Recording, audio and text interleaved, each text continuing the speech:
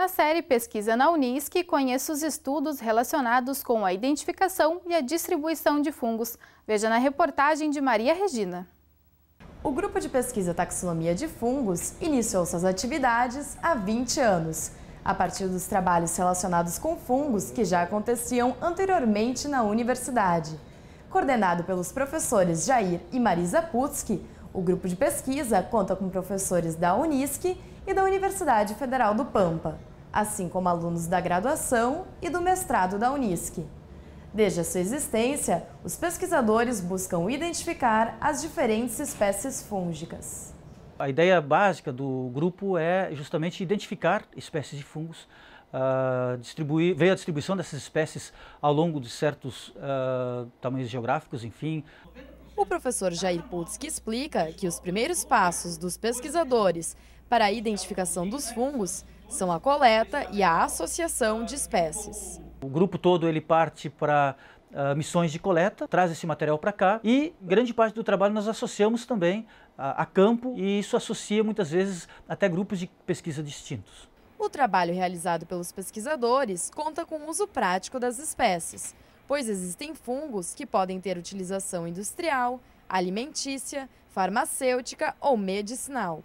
Em razão das pesquisas com fungos serem tão abrangentes no grupo, o professor Jair explica que elas proporcionam intercâmbios e trocas de informações no Brasil, com outros países e até mesmo com outros continentes. Nós já tivemos aqui estudantes da Turquia, da Grécia, do Peru, do Canadá, todos interessados em conhecer os nossos procedimentos e adaptá-los às condições de seus países. E claro, nas saídas de campo de Brasil, em que muitas vezes tu tens um final de semana, alguns dias de saída para realizar as coletas do material.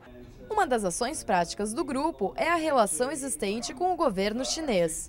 O grupo de pesquisa atua analisando amostras de fumo, que possivelmente serão importadas para a China. Na análise, os pesquisadores verificam se há a presença do fungo mofo azul, o qual não existe na China e, portanto, não pode ser importado. Além disso, acontecem cursos de treinamento de reconhecimento a campo do mofo azul, dedicados às empresas fumageiras. Esse trabalho é realizado com a parceria do Sinditabaco, de empresas fumageiras e do Ministério da Agricultura. A ideia que eles têm é de não só não importar mofo azul, mas tirar dúvida de qualquer fungo que eles venham a encontrar. A identificação dos fungos passa por olhar no microscópio as estruturas que eles tiram do tabaco. Se encontrar alguma estrutura, eles me consultam sobre que fungo é aquele. Outra atividade desenvolvida é a pesquisa no continente antártico, que conta com expedições há 25 anos. Durante as expedições, amostras de espécies são coletadas e passam por uma análise prévia no próprio acampamento antártico. Quando os pesquisadores retornam ao Brasil, as análises continuam nos laboratórios da Unisc.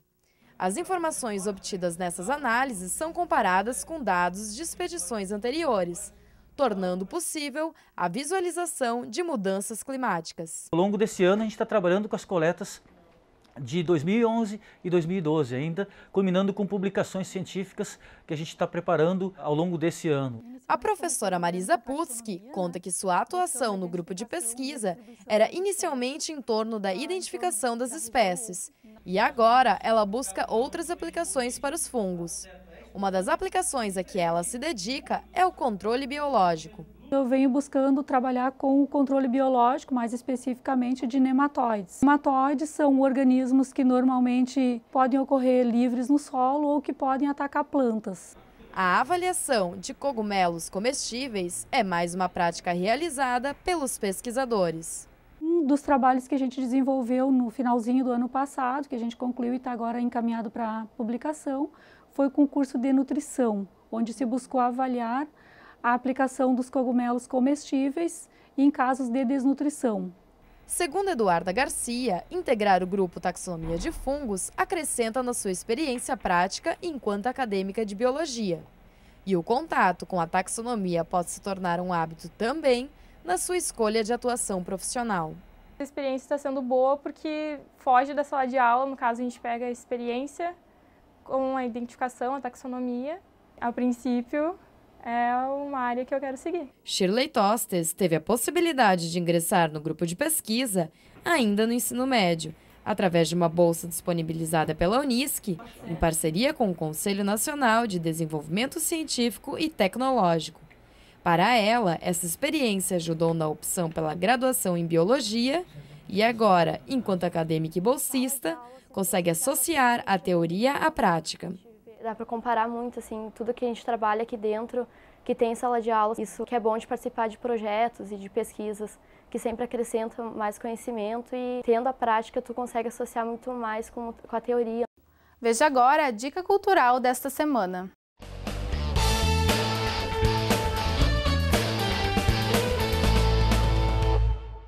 Olá, meu nome é Gabriel Sartori, sou estudante de produção em mídia audiovisual e a minha dica cultural dessa semana é o Pequeno Livro dos Beatles, do Hervé Boures, que é um livro que conta toda a trajetória dos Beatles. É esse aqui. Conta toda a trajetória dos Beatles desde o início, antes deles serem chamado Beatles, e até os tempos de hoje, até agora com o Paul McCartney fazendo os seus shows.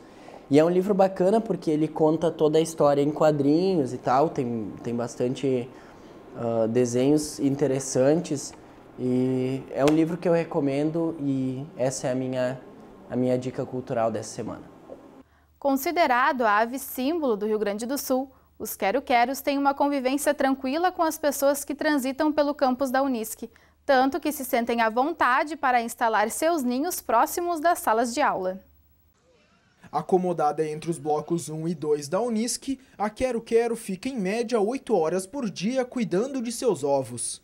Os quero-queros são espécies de aves que sempre fazem os seus ninhos em grama, ou seja, sempre em campo aberto. Ou seja, já que nós temos aqui na universidade muito grama, cortado, brito, justamente ambientes que favorecem a formação do ninho, o quero-quero justamente escolheu este lugar que é parecido com o seu ambiente natural para fazer o ninho. O tempo para chocar ela varia assim ao redor de uns 30 até 35 dias, mas incluindo a formação do ninho, a colocação dos ovos e depois justamente a própria nidificação, ou seja, chocando o ovo. O professor explica que o cercamento é necessário para diminuir o fluxo de pessoas no local e assim a ave conseguir chocar seus ovos sem maiores problemas. Nós cercamos é uma prevenção, porque justamente normalmente neste lugar não tem muito movimento, mas às vezes tem grupos que passam por lá e só para não incomodar mais do que necessário foi cercado a área para garantir justamente que ela vai ter sucesso na criação dos seus filhotes. Normalmente enquanto estamos em cima do ninho, eles no mínimo têm que esquentar um certo tempo durante o dia, ou seja, no mínimo 6, 8 horas eles têm que ficar sentados para garantir justamente o desenvolvimento do ovo. Se durante este dia nós temos muito movimento, ela se afasta a fêmea frequentemente do ninho, pode justamente acontecer que o ovo não vai se desenvolver até o final. Por isso, então, justamente importante que nesta fase ela realmente tenha o máximo possível de calma para fazer o seu trabalho. Andreas conta que o curso de Ciências Biológicas tem a ajuda de outros setores da Unisc para realizar o atendimento aos animais. Normalmente nós temos aqui na universidade um conjunto muito bom entre as vigias, os alunos e o curso de Ciências Biológicas. Ou seja, sempre quando tem problemas com animais aqui no campo, sendo isso o quero-quero, ninhos de vespas, outros animais aparecendo, nós sempre estamos comunicados para dar uma avaliação se é necessária uma intervenção ou não. Ou seja, então, é uma combinação entre a parte acadêmica, científica e a nossa própria vigilância da universidade. Nós temos aqui no campo vários tipos de mamíferos, ou seja, nós temos porco-espinho, outros, ou seja, frequentemente as pessoas solicitam a nossa ajuda para ver se é necessário ou não. Na maioria das vezes, não se precisa fazer nada. Quando necessário, estamos à disposição. No próximo bloco, vamos esclarecer algumas dúvidas para o dia das eleições. Nós já voltamos.